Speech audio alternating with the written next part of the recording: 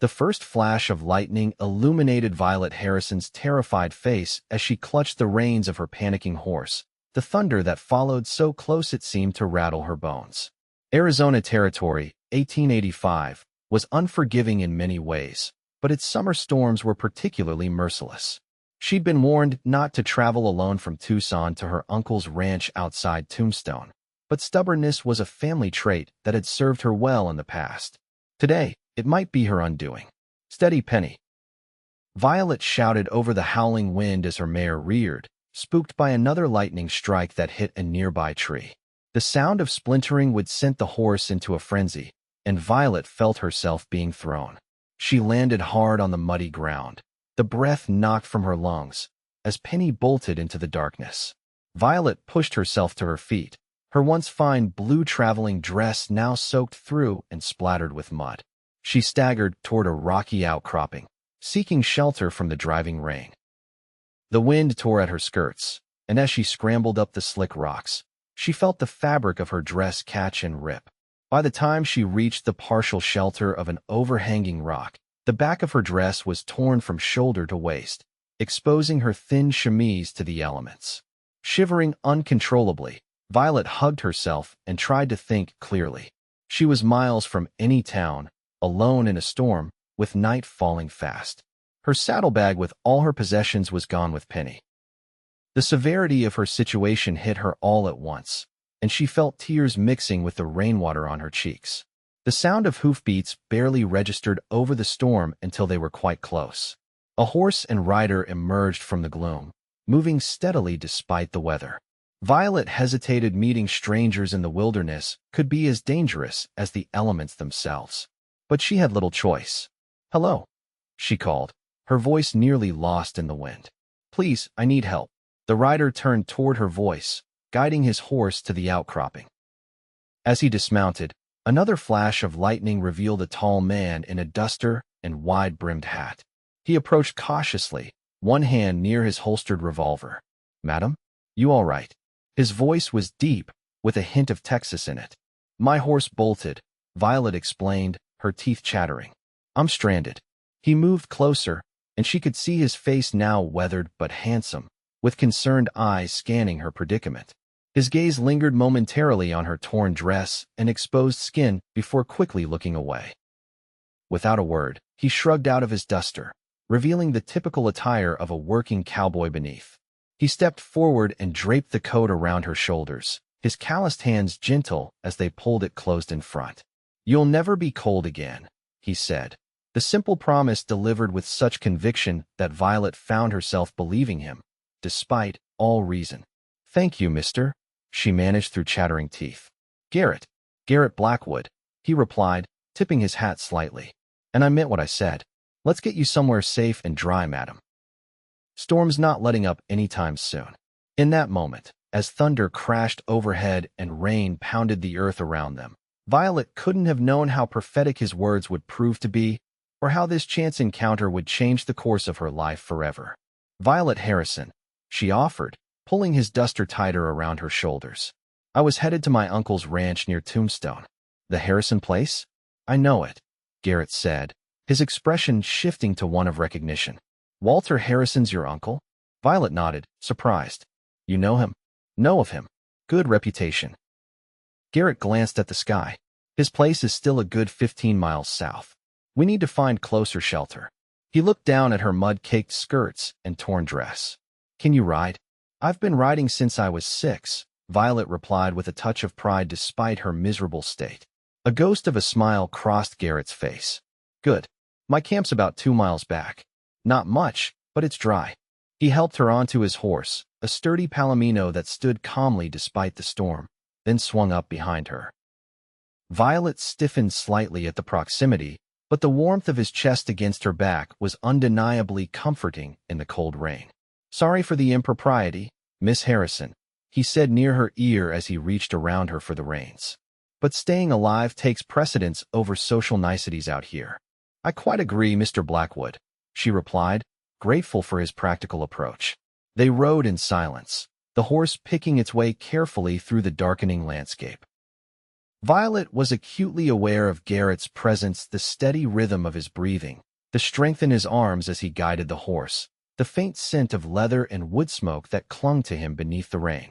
After what seemed like hours but was likely only 20 minutes, a small cabin came into view, nestled against a hillside with a corral off to one side. "Line shack," Garrett explained. "Used by cowhands during roundup. Empty now except for me." He dismounted first, then reached up to help Violet down. Her legs nearly buckled after the tension of the ride, and his hands tightened on her waist to steady her. "Easy," he murmured. "Let's get inside." The cabin was basic but solid, one room with a stone fireplace, a narrow bunk, a table with 2 chairs, and shelves holding supplies. Garrett quickly set about building a fire while Violet stood dripping by the door, suddenly conscious of her appearance and situation. "I have some spare clothes," Garrett said, nodding toward a trunk at the foot of the bunk. "Nothing proper for a lady, but they're dry." "Thank you," Violet said, realizing that propriety was a luxury she couldn't afford at the moment. "Would you mind?" She gestured vaguely toward the door. Understanding immediately, Garrett nodded. "I'll tend to Kaiser. Take your time." He grabbed a slicker from a hook by the door and stepped back out into the storm. Alone, Violet peeled off the duster and her ruined dress, hanging them near the growing fire. Her chemise and petticoats were damp but salvageable. From Garrett's trunk, she selected a clean flannel shirt that hung nearly to her knees. It smelled of soap and sun-dried cotton. When Garrett returned, he paused momentarily at the sight of her in his shirt, her long auburn hair loose and damp around her shoulders. He quickly averted his eyes. "Better?" he asked, hanging his wet slicker by the door. "Much," Violet confirmed. "Thank you for your kindness, Mr. Blackwood. I don't know what I would have done if you hadn't come along." He busied himself with putting a pot of coffee on the small iron stove. "Folks help folks out here. It's how we survive." His tone was matter of fact, but there was a warmth to it that belied his rugged exterior. "Are you a rancher?" Violet asked, curious about her rescuer. Garrett shook his head. "Just a hired hand. Work for the Circle T ranch north of here." He poured coffee into 2 tin cups and offered one to Violet. "Was heading to Bisbee on an errand for the boss when the storm hit. Decided to wait it out here." Violet accepted the coffee gratefully, wrapping her hands around the warm cup. "What brought you to Arizona, Mr. Blackwood?" That accent suggests Texas. A shadow seemed to pass over his features. "Left Texas 5 years ago. Some places hold too many memories." He changed the subject before she could inquire further. "What about you?" "Visiting your uncle. Moving to him, actually," Violet explained. "My parents passed last winter influenza. Uncle Walter is my only remaining family." "I'm sorry for your loss," Garrett said simply, but sincerely. "Thank you." Violet sipped her coffee, finding comfort in its warmth and in the straightforward sympathy of this stranger. "I was teaching at a ladies' academy in Boston, but after they died." She shrugged. "There was nothing keeping me there." "Teaching? What subjects?" "Literature and music," Violet replied, surprised by his interest. "I play piano and sing a bit." Garrett nodded appreciatively. "Not many pianos out here, but folks are always hungry for learning and beauty." They talked as the storm raged outside, sharing simple details of their lives.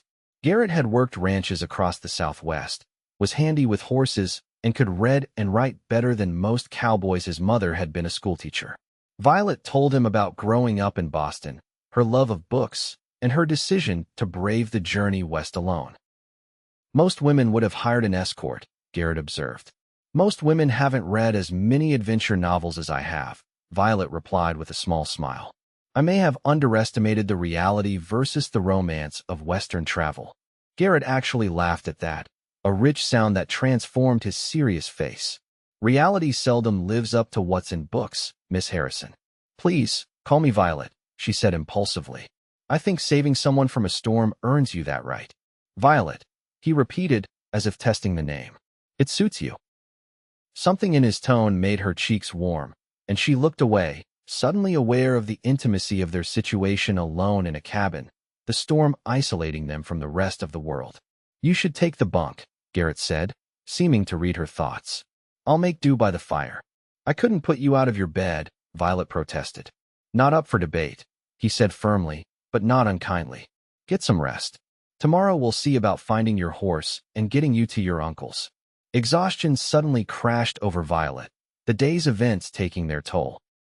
She nodded gratefully and moved to the narrow bunk, pulling a rough wool blanket over herself.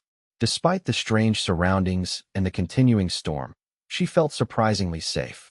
"Mr. Blackwood, Garrett," she said softly as he banked the fire. "Thank you. Truly."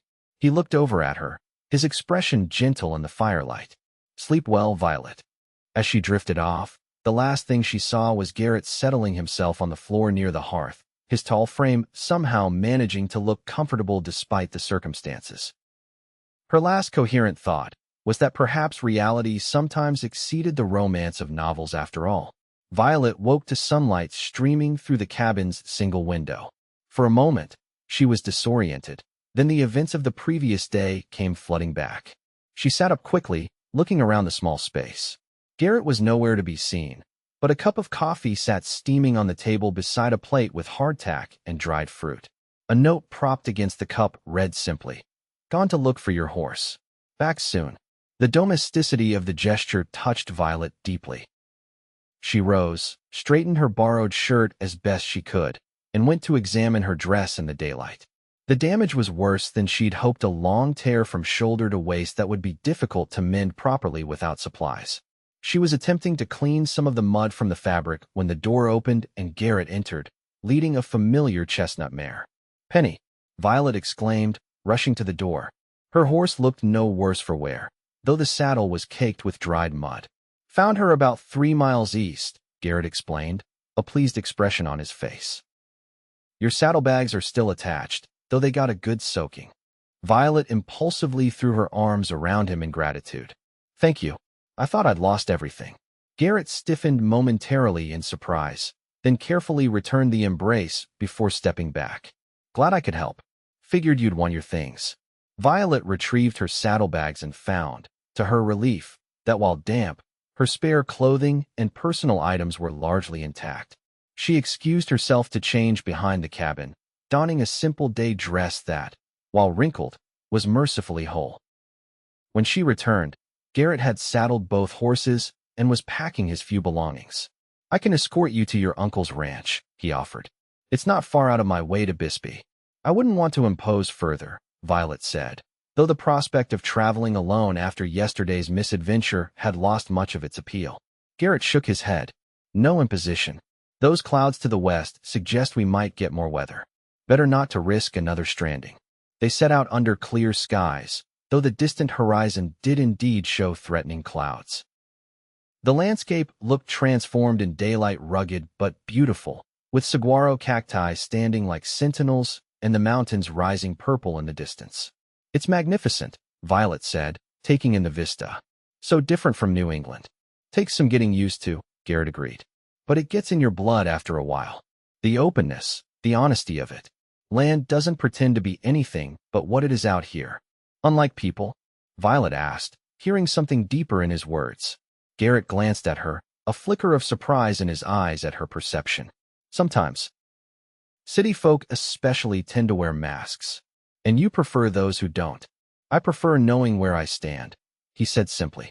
"Out here, a man's word and actions tell you all you need to know about him." "And what do your actions say about you, Garrett Blackwood?" Violet asked, surprising herself with her boldness. He considered this for a moment. "That I mind my own business, do my job well, and help when help's needed." A pause. "Nothing extraordinary. I'd say rescuing a stranded woman in a thunderstorm is rather extraordinary," Violet countered. A slight smile touched his lips. "Anyone would have done the same." "We both know that's not true," Violet said softly. "There are plenty who would have ridden past, or worse." Garrett didn't argue, but she could tell her words had affected him. They rode in companionable silence for a while, the rhythmic sound of hoofbeats a soothing backdrop to Violet's thoughts. As they traveled, Garrett occasionally pointed out landmarks or shared bits of local knowledge: which plants were edible, how to spot water in the seemingly barren landscape, the names of distant mountain ranges. Violet absorbed it all eagerly, asking questions that revealed her quick intelligence and genuine interest. By midday, they stopped near a small creek to rest the horses and eat a simple meal of jerky and biscuits from Garrett's provisions. "Tell me more about your uncle's ranch," Garrett said as they sat in the shade of a cottonwood tree. "Walter Harrison's got a decent spread, from what I hear." "Honestly, I've never seen it," Violet admitted. "Uncle Walter and my father had a falling out before I was born. They reconciled through letters only recently, after my mother's death. When he learned I was alone, he invited me to come live with him." "Big change from Boston," Garrett observed. Violet nodded. "Enormous, but necessary, I think. After losing my parents, everything in Boston felt hollow. I needed something different, something real." "And is this real enough for you?" Garrett gestured to the wild country around them. Violet laughed. "Perhaps too real when it comes to thunderstorms. But yes, there's something clarifying about this place. As you said, it doesn't pretend to be anything but what it is." Their eyes met, and something unspoken passed between them, a mutual recognition, perhaps, of kindred spirits despite their different backgrounds. The moment was broken by the distant rumble of thunder. Garrett looked up, frowning at the darkening western sky. "We should move on. Still have about 5 miles to go, and that storm's moving faster than I'd like." They quickly packed up and mounted, setting a brisker pace. The wind picked up as they rode, carrying the scent of rain. Violet found herself grateful for Garrett's company, his steady presence a comfort as the weather threatened once again. They crested a small rise, and Garrett pointed to a cluster of buildings in the distance. "That's the Harrison place. We'll make it before the storm hits." Violet felt a curious mix of emotions: relief at reaching her destination safely, but also a strange reluctance. Her brief time with Garrett was coming to an end, and the realization brought an unexpected pang of sadness. As they approached the ranch, a man emerged from the main house, tall and broad-shouldered with a shock of white hair. He shaded his eyes against the sun, then raised an arm in greeting. "That'll be your uncle," Garrett said. They rode into the yard, and Walter Harrison strode forward, his weathered face breaking into a smile of relief. "Violet, thank God. When you didn't arrive yesterday, I feared the worst." Violet dismounted, accepting her uncle's somewhat awkward embrace. "I'm sorry to have worried you, Uncle Walter. The storm caught me, but Mr. Blackwood came to my rescue." Walter turned to Garrett with genuine gratitude. "I'm in your debt, sir. My niece is all the family I have left." Garrett tipped his hat respectfully. "No debt, Mr. Harrison. Just glad I could help." "Nonsense. You must stay for dinner at least. No man rides away from the Harrison ranch without proper thanks." Garrett hesitated, glancing at the approaching storm. "I should continue to Bisbee." "In that," Walter pointed to the darkening sky. "Not likely. Stay the night. Head out at first light." "I insist." Garrett looked to Violet, who found herself nodding encouragingly. "Please do stay, Mr. Blackwood. I'd feel terrible sending you back into another storm after all you've done." Something in her expression must have convinced him. "Very well. Thank you for your hospitality, Mr. Harrison." "Walter, please," her uncle insisted, leading them toward the house. "Any man who brings my niece safely to my door has earned the right to use my given name." The Harrison Ranch house was larger and more comfortable than Violet had expected, a sprawling adobe structure with a wide veranda and surprisingly elegant furnishings inside. A Mexican woman named Esperanza, who served as cook and housekeeper, showed Violet to a well-appointed bedroom, while Walter settled Garrett in a guest room on the opposite wing. After washing away the dust of travel and changing into a fresh dress from her trunk, which had been sent ahead weeks before, Violet joined the men in the dining room for a substantial meal of beef stew, fresh bread, and apple pie. Walter dominated the conversation initially, eager to learn about Violet's journey and to share stories of the ranch's history. Gradually, however, he began drawing Garrett out, asking about his work and background with genuine interest. "Circle T Ranch, you say?" "Tom Turner's outfit," Walter asked. "Good man. Tough, but fair." Garrett nodded. "Been with him 3 years now. He's sending me to Bisbee to negotiate a timber contract for new corrals." "Must trust you a great deal," Walter observed. "Most ranch owners wouldn't send a regular hand on business like that." "I keep the books as well as work the herd," Garrett explained. "Numbers come easy to me." Violet watched their interaction with interest, noting how her uncle seemed to be taking Garrett's measure.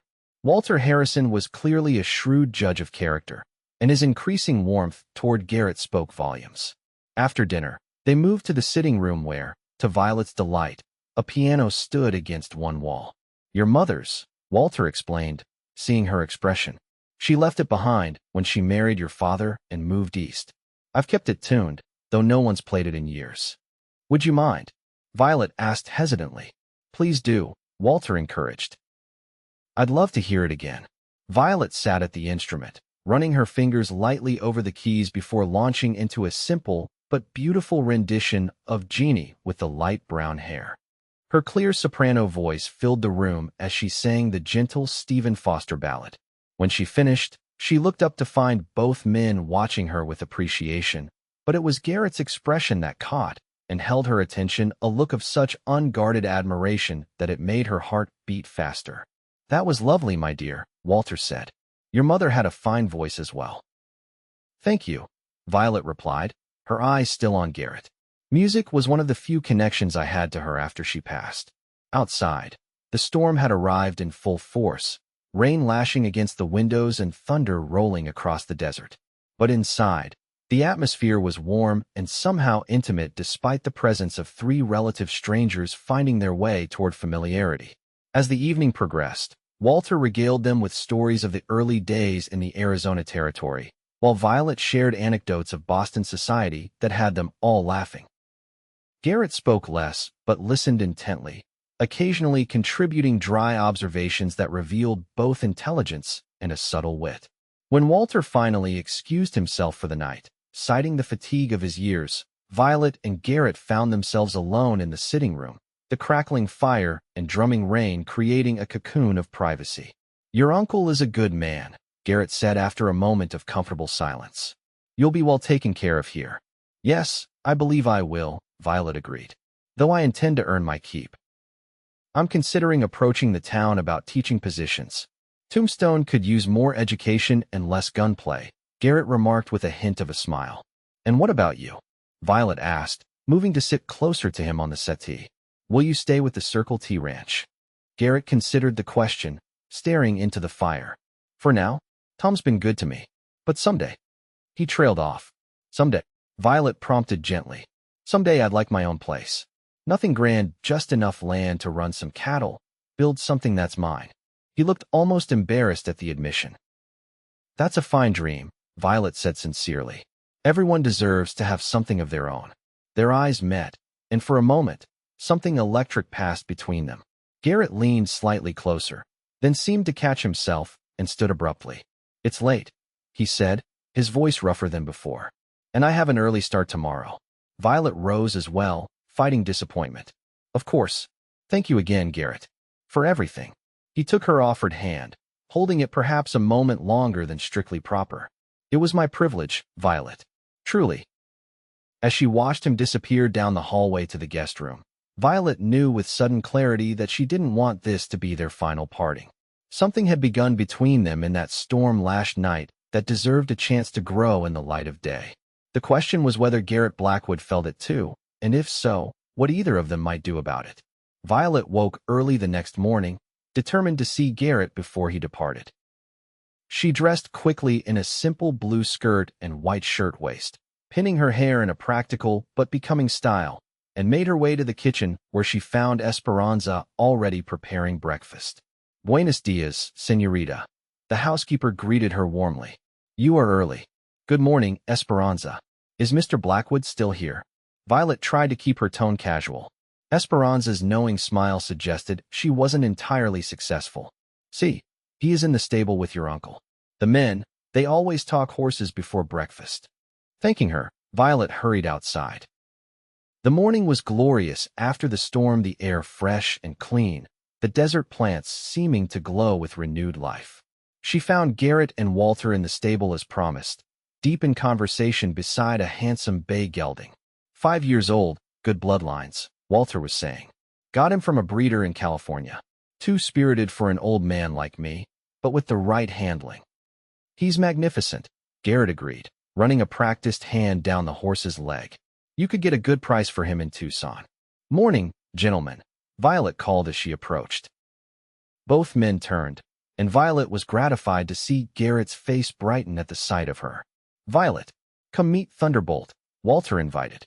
"Finest piece of horse flesh in the county, but more than I can handle these days." Violet approached the stall, admiring the horse's gleaming coat and intelligent eyes. "He's beautiful. Garrett here was just giving me some advice on training him," Walter explained. "Says he has a way with difficult horses." "It's just patience," Garrett said modestly. "Understanding what they're afraid of and showing them they don't need to be." "A philosophy that applies beyond horses, I imagine," Violet observed. Garrett looked at her thoughtfully. "Perhaps it does." Walter glanced between them, a speculative expression crossing his weathered features. "Violet, why don't you show Garrett around the place while I help Esperanza with breakfast? Give him the grand tour." Before either could respond, Walter was striding back toward the house, leaving them alone among the horses. "Your uncle is not particularly subtle," Garrett commented with a small smile. Violet laughed. "Apparently not. But I'd be happy to show you the ranch, if you have time before you leave." "I'd like that," Garrett said, his eyes lingering on her face. They walked together through the ranch grounds, which were more extensive than Violet had realized. Beyond the main house and stables were bunkhouses for the ranch hands, a cookhouse, blacksmith shop, and various outbuildings. Further out, cattle grazed on the surrounding grassland, with distant riders visible keeping watch over the herd. "Uncle Walter has built something impressive here," Violet remarked as they paused on a rise overlooking the property. "It takes vision and hard work," Garrett agreed. "And good people. He seems to have loyal hands." "Is that what you want for your own ranch someday?" Violet asked. "Something this size?" Garrett shook his head. "Nothing so grand. Just enough to support a family, to pass on to children someday." He looked briefly embarrassed by the personal nature of his admission. "A worthy aspiration," Violet said softly. They stood in companionable silence for a moment, watching a red-tailed hawk circle lazily above the grassland. "Violet," Garrett began hesitantly, "I've been thinking—" "There you are." Walter's voice interrupted as he approached from the direction of the house. "Breakfast is ready, and Esperanza won't tolerate it getting cold." Whatever Garrett had been about to say remained unspoken as they followed Walter back to the house. Throughout breakfast, Violet caught Garrett looking at her with an intensity that made her pulse quicken, but the moment for private conversation had passed. All too soon, it was time for him to depart. Walter pressed supplies on him for the journey to Bisbee, and they all walked together to where Garrett's Palomino stood saddled and ready. "You're welcome at the Harrison Ranch anytime, son," Walter said, shaking Garrett's hand firmly. "Don't be a stranger." "Thank you, sir. Your hospitality is appreciated." Then Garrett turned to Violet, and something in his expression made her breath catch. "Miss Harrison, Violet, it's been a pleasure." "The pleasure was mine, Mr. Blackwood," she replied, extending her hand. He took it, and rather than shaking it formally, he turned it over and pressed a brief, warm kiss to her wrist, just above her glove. The gesture was old-fashioned, almost courtly, and utterly unexpected from a cowboy. "Perhaps our paths will cross again," he said, his voice low enough that only she could hear. "I would like that very much," Violet replied with perfect honesty. With a final tip of his hat, Garrett mounted and rode away. Violet watched until he was a distant figure on the horizon, her emotions a complex tangle of disappointment and hope. "Fine young man," Walter observed beside her. "Reminds me of myself at that age, serious, hard-working, not one for idle talk." "Yes," Violet agreed simply, unable to articulate the fuller scope of her feelings. "Well," Walter said, patting her shoulder awkwardly but affectionately, "let's get you properly settled in. There's much to show you about your new home." The next few weeks passed in a blur of activity as Violet acclimated to ranch life. She learned the rhythms of the household, became acquainted with the ranch hands and their families, and explored the surrounding countryside on gentler rides than her ill-fated journey through the storm. Walter proved to be a gruff but caring uncle, clearly delighted to have family with him after years of solitude. He introduced Violet to neighbors and took her into Tombstone, where she met with the town council about the possibility of establishing more formal education for the growing number of families in the area. Through it all, Violet found herself watching the horizon, hoping for a glimpse of a familiar Palomino horse and its rider. She told herself it was foolish. Garrett Blackwood had his own life and responsibilities at the Circle T Ranch. Their brief connection during the storm and its aftermath might have meant more to her than to him. Yet there had been something in his eyes when he said goodbye, something that suggested he felt it too, that inexplicable pull between two people who had known each other for only the briefest time, but somehow recognized something essential in one another. One evening in late August, nearly a month after Garrett's departure, Violet was playing the piano in the sitting room when Walter entered, a letter in hand. "Post from Bisbee," he announced, "including this for you." Violet's heart leapt as she took the envelope, recognizing neither the handwriting nor any return address. She opened it with fingers that trembled slightly, drawing out a single sheet of paper. The message was brief and unsigned, but she knew immediately who had sent it. "I find myself thinking of torn dresses and thunderstorms, of music in the evening and conversations by firelight. I will be in Tombstone on business next Saturday. Might I call on you? I will be at the Grand Hotel at noon if your answer is yes." Violet pressed the letter to her chest, unable to suppress a smile. "Good news?" Walter asked, pretending to focus on his newspaper but watching her reaction closely. "Mr. Blackwood will be in Tombstone next Saturday," Violet explained, seeing no reason to dissemble with her perceptive uncle. "He wishes to call on me." Walter nodded, unsurprised. "And will you allow it?" Violet considered the question, though in truth, her heart had already decided. "Yes, I believe I will." "Good," Walter said simply. "Man doesn't waste time or words." "I respect that." Saturday couldn't arrive quickly enough for Violet. She spent the intervening days alternating between nervous anticipation and attempts to temper her expectations. After all, Garrett had only indicated a desire to call on her, a social courtesy that might mean anything or nothing. When Saturday finally came, Walter drove her into Tombstone himself, claiming he had business to attend to, but transparently giving her the opportunity to meet Garrett. He left her at the milliner's shop with a promise to return in 3 hours. As noon approached, Violet made her way to the Grand Hotel, the nicest establishment in Tombstone though modest by Eastern standards. Her heart pounded as she entered the lobby, eyes scanning for Garrett's tall figure. She found him standing by a window, dressed in clean but simple clothes, dark trousers, a white shirt, and a vest, his customary hat in his hands. He looked both familiar and somehow new, his normally wind-tanned face freshly shaved, his dark hair neatly trimmed. He spotted her almost immediately, and the smile that transformed his serious features made Violet's breath catch. "You came," he said simply as she approached. "Did you doubt I would?" Violet asked. "I hoped," Garrett replied. "But I'm learning not to take anything for granted where you're concerned, Violet Harrison." There was a warmth in his voice that dispelled any lingering uncertainty she might have felt. Whatever had drawn them together in that storm had not diminished with time or distance. "I thought perhaps we might take lunch," Garrett suggested, gesturing to the hotel's small restaurant. "If that would be acceptable?" "Very acceptable," Violet agreed. "I find I'm quite hungry." Over a meal far more refined than their previous shared repasts of jerky and hardtack, they began to truly know one another. Garrett spoke of his childhood in Texas, his father's small ranch that had been lost in the economic troubles following the Civil War, his mother's determination that he receive an education despite their reduced circumstances. "She died when I was 17, he explained. "Consumption. My father followed 2 years later. Heart simply gave out, the doctor said, but I think it was grief. They were devoted to each other." "I'm sorry," Violet said softly, understanding all too well the pain of losing parents. "It was a long time ago," Garrett said, though his eyes suggested the wound hadn't fully healed. "After that, there was nothing keeping me in Texas.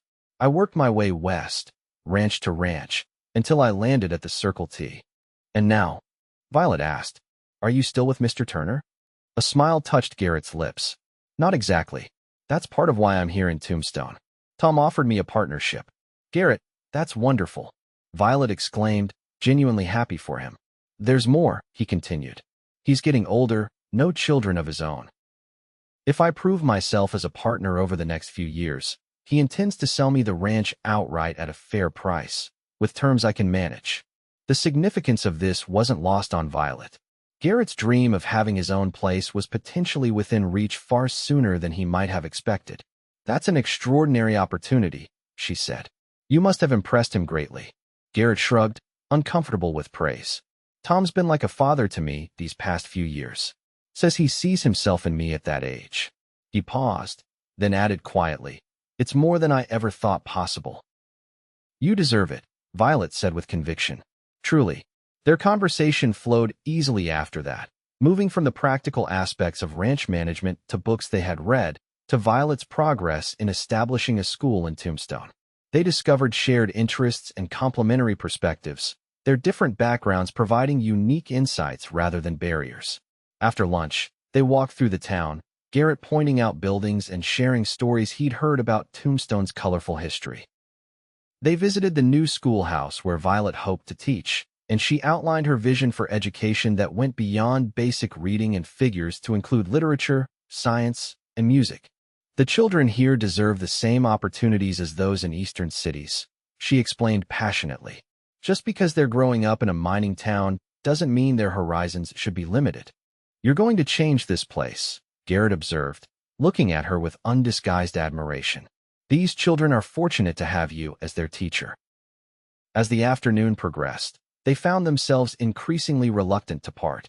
When Walter appeared at the appointed time, Garrett respectfully asked if he might extend their visit and see Violet safely back to the ranch himself. Walter agreed readily, a knowing twinkle in his eye. "Just have her home before dark, Blackwood. Territory's still wild enough to respect curfews." Left to themselves again, Garrett suggested they visit the livery where he had stabled his horse. "There's something I'd like you to see," he explained. At the stable, Violet was surprised to find not only Garrett's familiar Palomino, but also a sleek black mare with a white blaze on her forehead. "She's beautiful," Violet said, admiring the horse's conformation and intelligent eyes. "She's yours," Garrett said quietly, "if you'll accept her." Violet turned to him in astonishment. "Mine? But I couldn't possibly." "Please," Garrett interrupted. "After losing Penny in the storm, I thought, well, every lady needs a reliable horse, especially out here. She's gentle but spirited, like someone else I know." The last was said with a small smile that made Violet's heart flip in her chest. "Garrett, this is too generous," she protested, though she was already reaching out to stroke the mare's velvet nose. "Consider it a practical gift," he insisted, "for your safety and independence." "What will you call her?"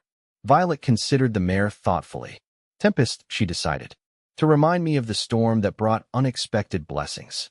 Their eyes met over the horse's back, and something shifted between them, a deepening of the connection that had been building since that rain-soaked night. "Violet," Garrett said, his voice low and serious, "I didn't come to Tombstone just for business with Tom Turner." "No?" she asked, though she suspected she knew the answer. "No," he confirmed. "I came because I haven't been able to get you out of my mind since the moment I found you sheltering from that storm. I know it's fast, perhaps improper by Eastern standards, but out here—" He gestured vaguely at the territory around them. "Out here, life doesn't always allow for lengthy courtships and societal niceties." "What are you saying, Garrett?" Violet asked, her heart pounding. He moved around the horse to stand before her, taking her hands in his. "I'm saying I'd like your permission to court you properly, Violet Harrison. To see if what I feel, what I hope you feel too, might grow into something lasting." The directness of his request was so perfectly in character that Violet couldn't help but smile. No flowery declarations or dramatic gestures, just honest words from an honest man. "Yes," she said simply. "I would like that very much." The relief and joy that transformed his face was answer enough to any doubts she might have harbored about his feelings.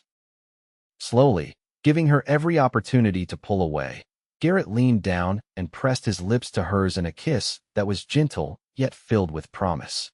When they parted, Violet knew with absolute certainty that the storm that had torn her dress and left her stranded had been no misfortune but rather the hand of Providence, guiding her to exactly where and who she was meant to find. The ride back to the Harrison Ranch was filled with conversation and comfortable silences, with Violet proudly astride her new mare. By the time they arrived, the setting sun was painting the desert in hues of gold and crimson, a spectacular backdrop to the beginning of their courtship. Walter met them on the porch, taking in the new horse and the barely concealed happiness on both their faces with a knowing smile. I see you've acquired some new horseflesh, Violet. Fine-looking animal. A gift from Mr. Blackwood, Violet explained, exchanging a warm glance with Garrett. Her name is Tempest. Fitting, Walter commented, giving Garrett an appraising look. Will you stay for supper, Blackwood? Esperanza always cooks too much. Thank you, sir, but I should get back to Tombstone before full dark, Garrett declined reluctantly. I have an early meeting with the bank tomorrow regarding the partnership papers. Walter nodded in understanding. Another time, then. He tactfully retreated into the house, leaving them alone for their goodbyes. When will I see you again? Violet asked, suddenly reluctant to part. I'll be in the territory for at least a week, finishing business with Tom, Garrett replied. May I call on you again Tuesday? Please do, Violet said warmly. Perhaps you could stay for dinner then. I'd like that. Garrett took her hand, pressing a kiss to her palm that sent a shiver up her arm. Until Tuesday, then. As she watched him ride away, Violet felt a certainty she had never known before that something profound had begun, something with the potential to reshape her entire future. The following weeks saw Garrett become a regular visitor at the Harrison Ranch. True to his word, he called on Violet every few days while his business in the territory kept him nearby. Walter welcomed these visits with barely disguised approval, often finding reasons to leave them alone together while still maintaining the proprieties. On horseback, they explored the surrounding countryside, discovering hidden canyons and spectacular vistas. During these rides, they shared their histories and hopes with increasing openness. Violet learned of Garrett's regrets at leaving Texas without reconciling with his father before his death, while she confessed her occasional feelings of inadequacy in living up to her mother's refined legacy. She was the perfect Boston lady, Violet explained as they rested their horses beside a small desert spring. I always felt too curious, too opinionated, too eager for adventures to be the daughter she wanted. And yet you followed the path she set teaching, music, propriety, Garrett observed. Until her death, Violet agreed. After that, it felt like playing a role in someone else's story. Coming west was the first truly independent choice I've made. Do you regret it? Garrett asked, watching her closely. Violet smiled, reaching over to take his hand. How could I? It led me here. To this place, to my uncle. To you. In the golden afternoon light, Garrett's normally reserved expression softened into tenderness. I never expected to find you, Violet Harrison.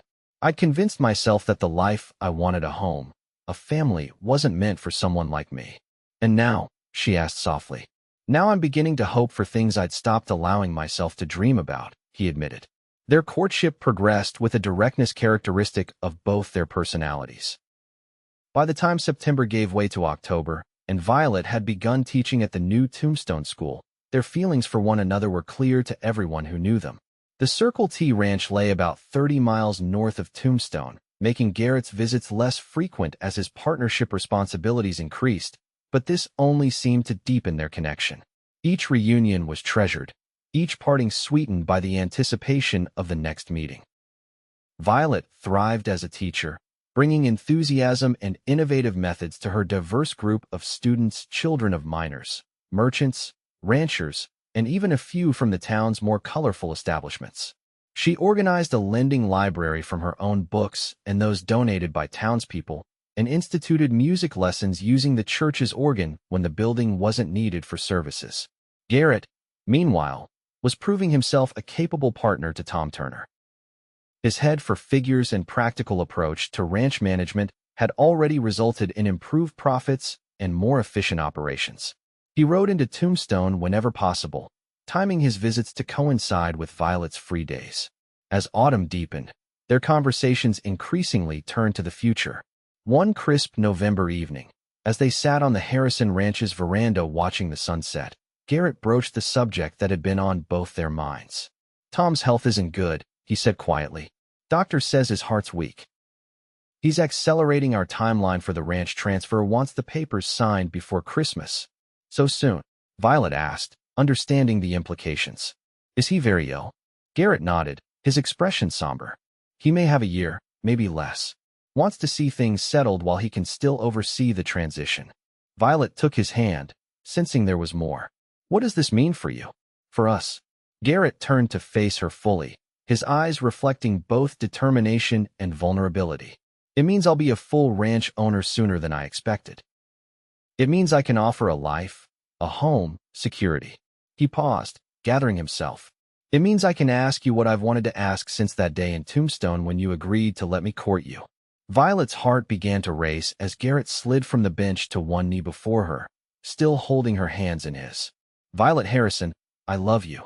I think I began loving you the moment I found you in that storm, brave and determined despite everything. These past months have only confirmed what my heart already knew, that you're the woman I want to build a life with. He reached into his pocket, withdrawing a small ring with a modest but beautifully set sapphire. Will you marry me? Tears sprang to Violet's eyes, not of sorrow but overwhelming joy. Yes, she whispered, then more firmly. Yes, Garrett Blackwood. I will marry you. As he slipped the ring onto her finger, Violet added with a teasing smile. After all, you promised I'd never be cold again. I intend to hold you to that. Garrett laughed, rising to pull her into his arms. That's a promise I'll gladly keep for the rest of our lives. Their engagement was met with enthusiastic approval from Walter, who embraced Garrett like a son and immediately began discussing practical matters like property boundaries. The Harrison Ranch and Circle T were not far apart, and potential expansion of both operations. Always wanted a family business, Walter declared gruffly. Never thought it would happen after your mother left, Violet. This is better than I could have hoped. The wedding was set for December, a compromise between Violet's desire for a proper ceremony and Garrett's practical need to settle at the Circle T before winter fully set in. The intervening weeks were a whirlwind of preparation, with Violet dividing her time between teaching, planning the wedding, and learning all she could about running a ranch household, from both Esperanza and occasional visits to meet the Circle T's cook, Mrs. Figs. 2 weeks before the wedding, a letter arrived from Tom Turner inviting Violet to visit the Circle T ranch. Tom, I met the woman who's captured my partner's heart, he wrote, and you should see your future home before you commit to it entirely.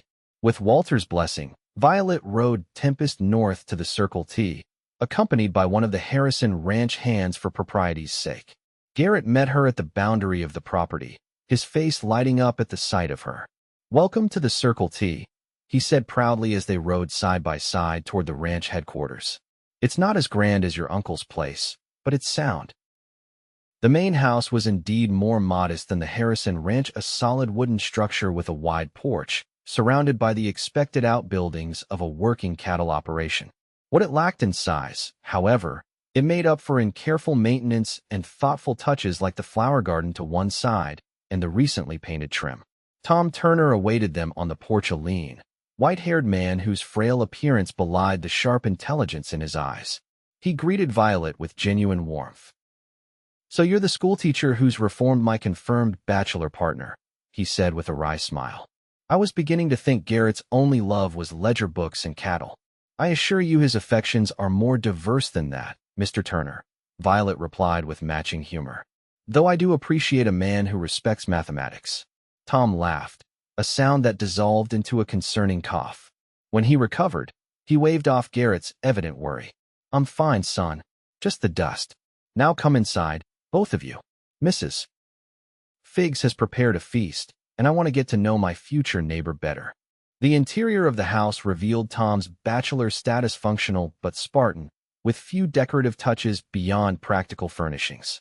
Yet Violet could immediately see its potential: the spacious rooms, the large stone fireplace, the windows that let in abundant light.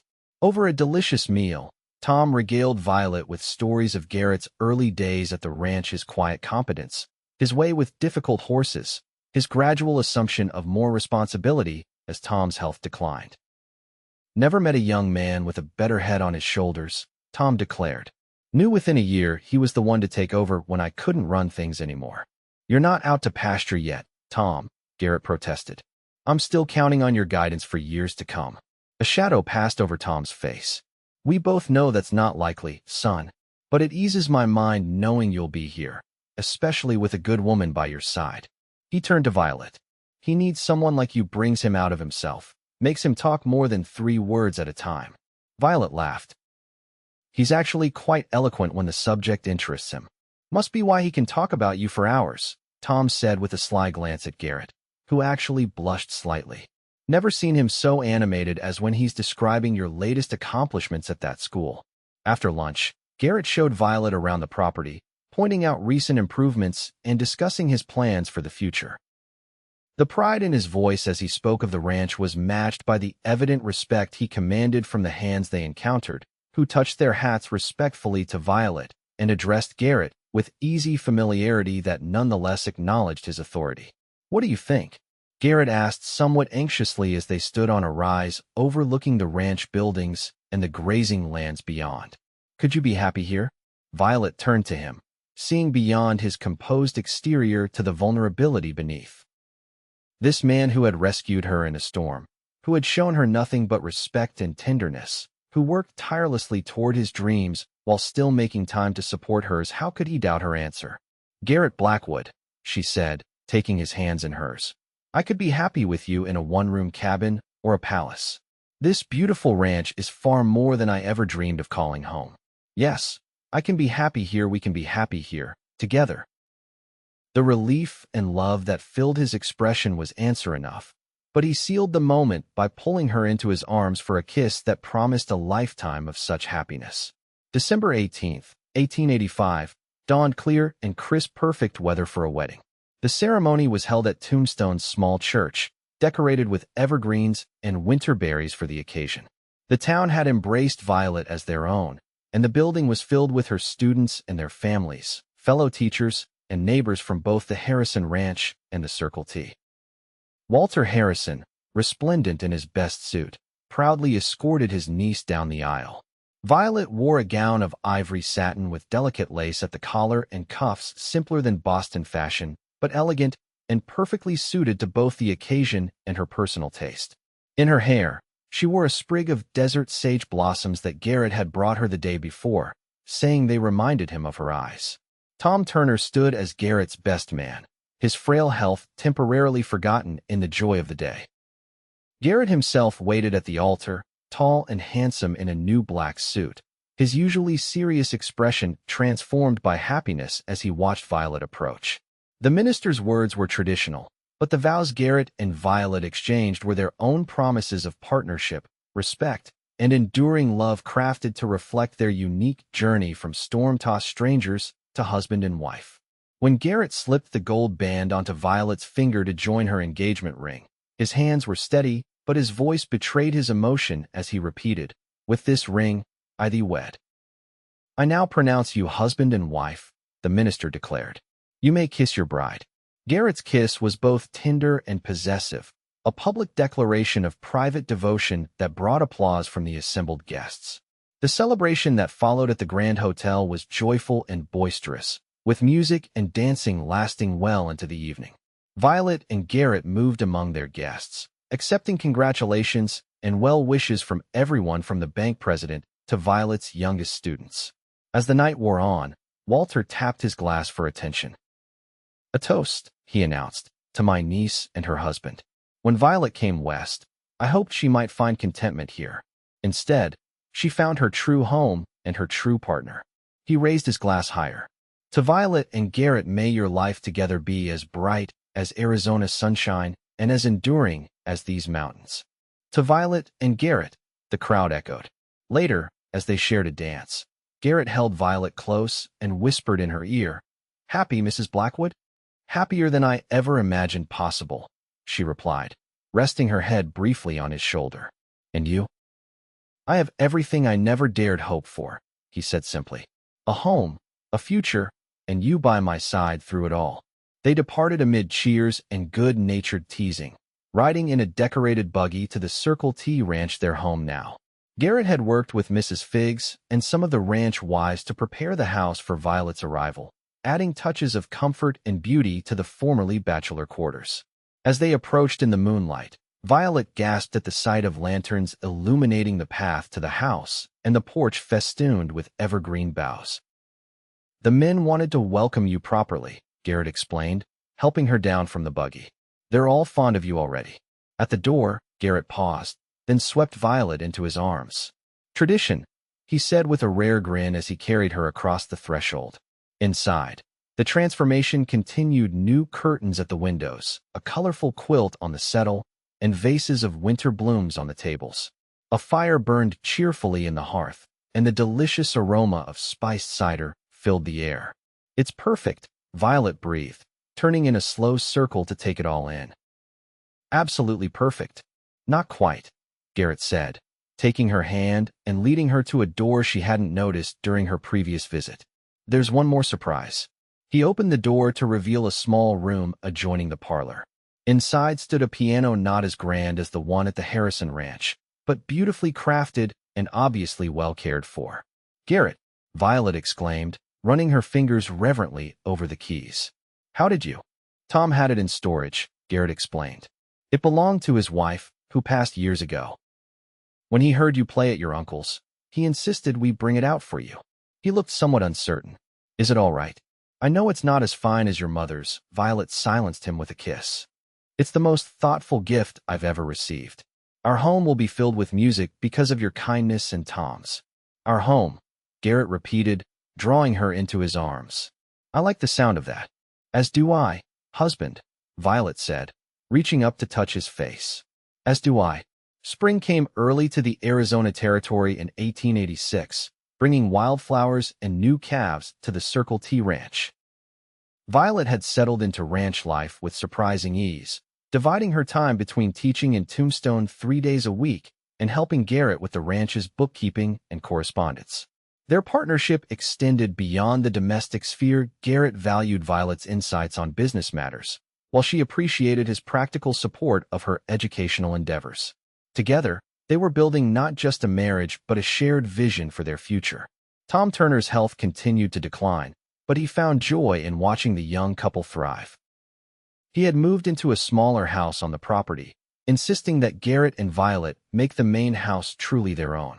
Never thought I'd live to see this place in such good hands, he told them one evening as they sat on the porch after dinner. Does my heart good to see you two building something lasting here. The three had formed a close-knit family of choice, with Tom becoming the father figure neither of them had anymore.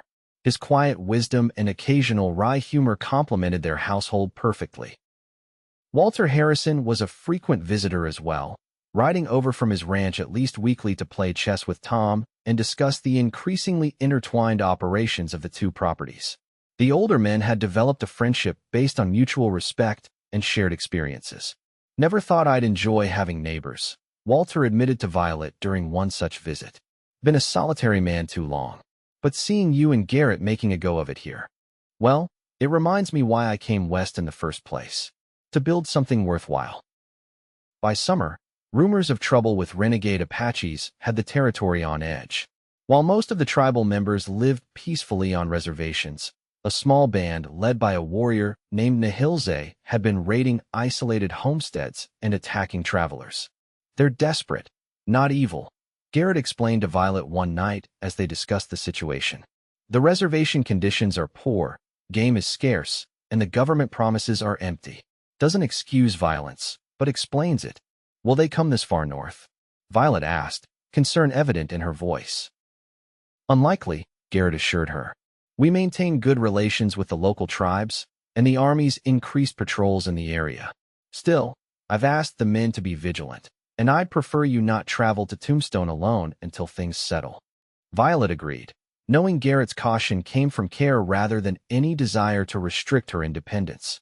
She had learned that life in the territory required a practical approach to danger. Neither paranoia nor recklessness served anyone well. The summer passed without incident at the Circle T, though news of attacks elsewhere continued to cause concern. Violet's school in Tombstone grew, adding an advanced class for older students interested in continuing their education beyond the basics.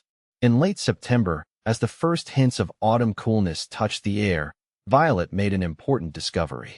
After several weeks of unexplained fatigue and morning illness, she consulted the doctor in Tombstone, who confirmed what she had begun to suspect: she was expecting a child. She waited until they were alone that evening, sitting together on the porch swing after dinner, to share the news with Garrett. I have something to tell you, she began, suddenly nervous despite their solid relationship. Garrett turned to her, immediately attentive. "What is it? Are you unwell?" "Quite the opposite," Violet said, taking his hand and placing it gently on her still flat stomach. "We're going to have a baby, Garrett, in spring." The transformation of his expression from concern to wonder was something Violet knew she would remember forever. For a man normally so contained, the naked joy that spread across his features was all the more moving. "A baby," he repeated, his voice hushed. "Our baby." Then he was pulling her into his arms, holding her as if she were made of the most precious porcelain, while simultaneously trying to contain his exuberance. "Are you happy?" Violet asked, though the answer was written clearly on his face. "Happy doesn't begin to cover it," Garrett said, his voice rough with emotion. "Violet, you've given me everything I never dared hope for, and now this too?" He placed a gentle hand on her abdomen again. "I don't have words big enough for what I'm feeling." They shared the news with Tom the next day, and his reaction was nearly as emotional as Garrett's had been. "A baby at the Circle T," he said, wiping away an unashamed tear. "Never thought I'd live to see the day. This ranch was always meant for a family." He clasped Garrett's shoulder firmly. "Your father would be proud, son. I know I am." Walter was equally delighted when informed, immediately beginning plans for a cradle carved from Arizona mesquite wood. "Sturdiest wood there is," he declared. "Like this family, we're building tough enough to weather whatever comes." As Violet's pregnancy progressed, Garrett's protectiveness increased proportionally. He hired an assistant teacher for the Tombstone School to reduce Violet's workload and insisted on accompanying her whenever she traveled. While occasionally finding his hovering amusing, Violet mostly appreciated the depth of care it represented. "I'm pregnant, not incapacitated," she reminded him one day as he fussed over her mounting tempest for a gentle ride around the ranch. "I know," Garrett admitted, adjusting her stirrup for the third time. "But you're carrying our future, Violet. Can't blame a man for wanting to be careful with that." Put that way, she could only smile and concede the point. Christmas that year was a joyful affair, with both Tom and Walter joining them at the main house for a celebration that blended traditions from all their backgrounds. Violet played carols on the piano while the men exchanged stories of holidays past, the firelight casting a warm glow over the scene. As Violet looked around at these three men who had become her family, her husband, her uncle, and the man who had become a second father to them both, she felt a contentment deeper than anything she had known before. Her hand rested on her now visible pregnancy, feeling the occasional flutter of movement from the child growing within. "A penny for your thoughts, Mrs. Blackwood," Garrett said quietly, joining her on the piano bench. "I was just thinking how fortunate I am," Violet replied. "A year and a half ago, I was alone in Boston, wondering what my future held. Now look at all this." She gestured to encompass the room, the ranch, their family. All because of a storm and a torn dress. Garrett smiled, covering her hand with his own. "And a promise I intend to keep for the rest of our lives." "What promise is that?" Walter asked, overhearing. "That she'll never be cold again," Garrett said simply, his eyes never leaving Violet's face. "Best kind of promise," Tom observed from his armchair by the fire. "The kind that means more than the words themselves." And as Violet leaned against her husband's shoulder, surrounded by warmth and love and the promise of new life to come, she knew with absolute certainty that Garrett's words that stormy night had been prophetic in ways neither of them could have imagined. The baby arrived on a perfect April morning in 1887, after a night of labor during which Garrett proved himself both steadfast and terrified in equal measure. As dawn broke over the Circle T Ranch, their daughter entered the world with a lusty cry that immediately captivated everyone who heard it. "She has your lungs," Garrett teased Violet as he placed the swaddled infant in her arms for the first time. "And your determination. But your eyes, I think," Violet replied, studying the tiny face with wonder. "Hello, little one. We've been waiting for you." They named her Eleanor Hope Blackwood, Eleanor after Garrett's mother, and Hope for what she represented to both of them. Tom Turner and Walter Harrison, installed in the parlor during the birth and pacing like expectant fathers themselves, were the first visitors admitted to meet the newest member of their extended family. "She's perfect," Walter declared gruffly, one weathered finger gently stroking the baby's cheek. Spitting image of you, Violet. Got her father's serious expression, though? Tom observed with a chuckle as Eleanor regarded them all with solemn blue eyes. Heaven help us all when she's old enough to start giving orders. Family life suited the Blackwoods. Garrett proved to be a devoted father, often carrying Eleanor with him around the ranch in a special sling Violet had designed, pointing out cattle and horses to the attentive infant as if she understood every word. In the evenings, he would sit in the rocking chair by the fire, his large hand cradling his daughter's tiny form, humming tunelessly but with such evident love that Violet's heart would swell at the sight.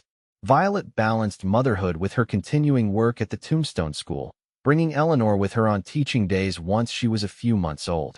The arrangement worked while the older girls doted on the baby during breaks, and having a teacher with a child helped bridge the gap between Violet's Eastern education and the practical realities of her students' lives. The Circle T Ranch prospered under Garrett's management.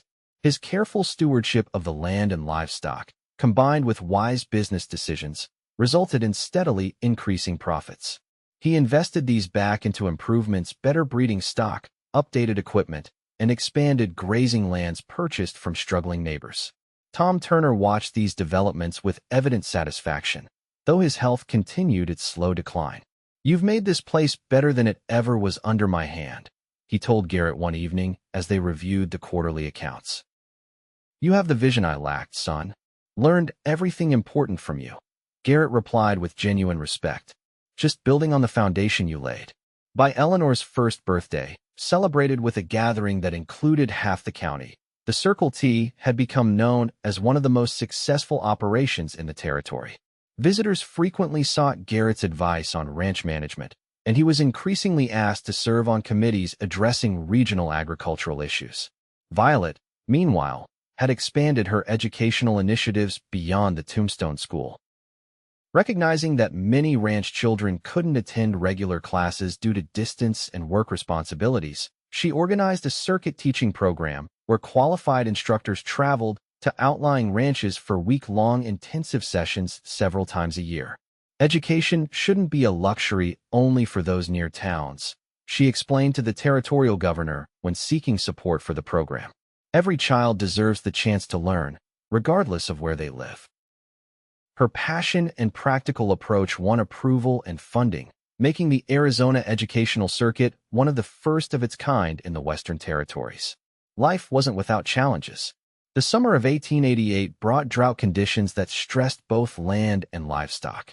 Garrett worked tirelessly with his men to ensure adequate water supplies, digging new wells and constructing additional storage tanks.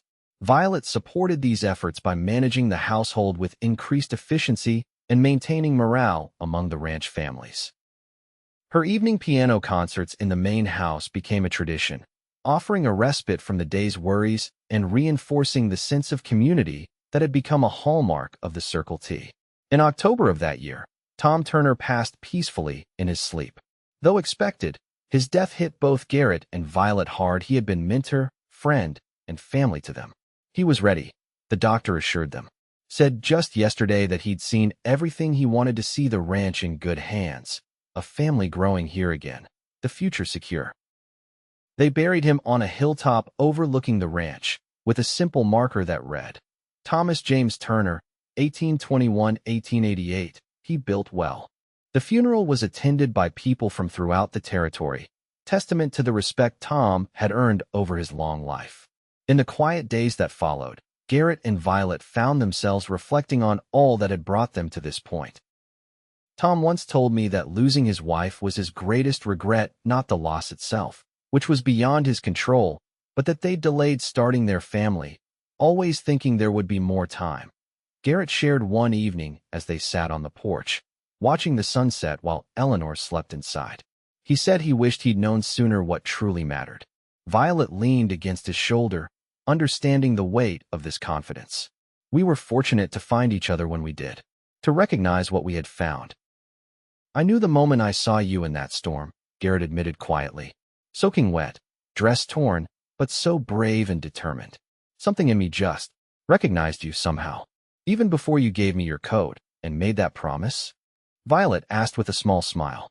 Especially then, Garrett replied. drawing her closer. Easiest promise I ever made, because I already knew I'd do anything to keep you warm, safe, loved. And you have, Violet assured him, her hand finding his. Every day since. As winter gave way to spring once more, life at the Circle T settled into new rhythms. Eleanor grew from infant to toddler, her serious expression increasingly giving way to her mother's curiosity and her father's quiet determination. She followed Garrett around the ranch whenever possible, solemnly observing his work with the gravitas of a much older child. She'll be running this place before she's 20, Walter predicted during one of his regular visits. Has both your brains and twice the confidence. Violet couldn't disagree. At barely 2, Eleanor already displayed a remarkable understanding of ranch operations, recognizing individual horses and cattle, mimicking Garrett's instructions to the hands, and even attempting to help with the account books by scribbling in the margins. Spring also brought news of another addition to their family. Violet was expecting their second child, due in late autumn. The announcement was met with joy by all, especially Walter, who immediately began planning a companion piece to Eleanor's cradle. Can't have the new one feeling less special, he insisted. Family traditions matter. Family had indeed become the center of life at the Circle T. Beyond their immediate circle, the ranch had developed into an extended family of workers and their loved ones, all sharing in both the labor and rewards of their collective efforts. This sense of community was tested in July when one of the ranch hands, young Billy Coleman, was thrown from a horse and seriously injured. Garrett immediately sent for the doctor from Tombstone, while Violet organized the women to provide round-the-clock care until he arrived. For 3 days, the entire ranch held its breath as Billy hovered between life and death. Garrett personally sat with him through the longest night, spelling Billy's exhausted parents. Can't lose him, Garrett told Violet when she brought him coffee in the early morning hours. He's just a boy 19, eager to prove himself. Reminds me too much of myself at that age. He's strong, Violet assured him. And he has something you didn't have then, people who care about him, who won't let him go without a fight. Her words proved prophetic.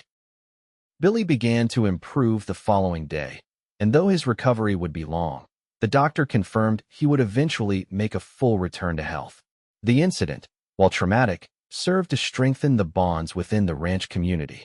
Garrett instituted new safety protocols and training for younger hands, while Violet organized a rotation of support for Billy's family during his convalescence. By autumn, the Circle T was thriving despite the challenges of the year. The cattle were fat on summer grass, the harvest from the kitchen gardens had been abundant, and preparations for winter were well in hand. On a crisp November evening, with the scent of pinyon smoke in the air and the first stars appearing in the darkening sky, Thomas Walter Blackwood made his entrance into the world, a healthy boy with his father's dark hair and his mother's determined spirit. 2 perfect children. Garrett marveled as he held his newborn son while Eleanor peered curiously at her brother from her perch on the bed beside Violet. How did I get so fortunate? By being exactly who you are, Violet replied, reaching out to touch his face. A man who keeps his promises.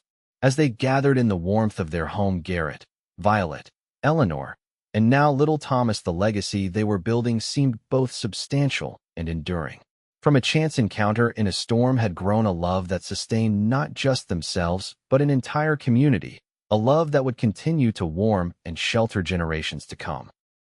And though neither of them spoke it aloud, both Garrett and Violet were thinking of that first meeting, of rain and thunder, of a torn dress and an offered coat, of the simple words that had, in retrospect, been both promise and prophecy.